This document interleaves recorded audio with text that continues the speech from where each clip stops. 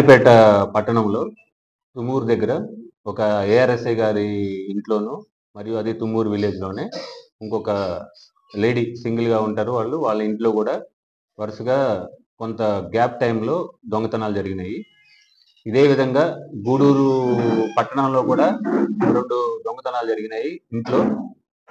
సూళ్ళూరుపేటలో కూడా అదే విధంగా 2 హౌస్ బ్రేకింగ్స్ జరిగినాయి. ఇదంతా కూడా సేమ్ జనవరి, ఫిబ్రవరి నెలలోనే ఈ 6 దొంగతనాలు ఒకే ప్యాటర్న్ లో హౌస్ ముందు తాళం పగలగొట్టేసి ఎవరు లేని ఇళ్ళని టార్గెట్ చేసుకొని ఆ హౌస్ కొట్టేసి అక్కడ వాళ్ళ ఇంట్లో ఉన్న బంగారు వస్తువులు, వెండి తీసుకొని పోవడం జరిగింది. దీనికి సంబంధించి మా తిరుపతి జిల్లా ఎస్పీ గారు, మా డిఎస్పీ గారు ఆధ్వర్యంలో మేము టీమ్స్ ఫామ్ చేశాము.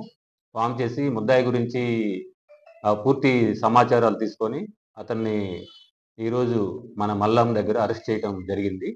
ముద్దాయి వచ్చేసి ఇతను సోమశేఖరు. ఇతను ప్రీవియస్ గా కూడా మదనపల్లికి సంబంధించిన ఇతను ప్రీవియస్ గా కూడా దాదాపు ఇప్పటి వరకు ఒక 25 కేసెస్ లో ముద్దాయిగా ఉన్నాడు. తర్వాత జైలు శిక్ష కూడా అనుభవించి తర్వాత జైలు నుంచి 1 month బ్యాక్ అతను బయటికి రావడం జరిగింది. వచ్చిన తర్వాత మళ్ళీ ఈ నాయుడుపేట, సూళ్ళూరుపేట, గూడూరు టౌన్ లో టార్గెట్ చేసుకొని కొన్ని ఇళ్ళని కొట్టడం జరిగింది.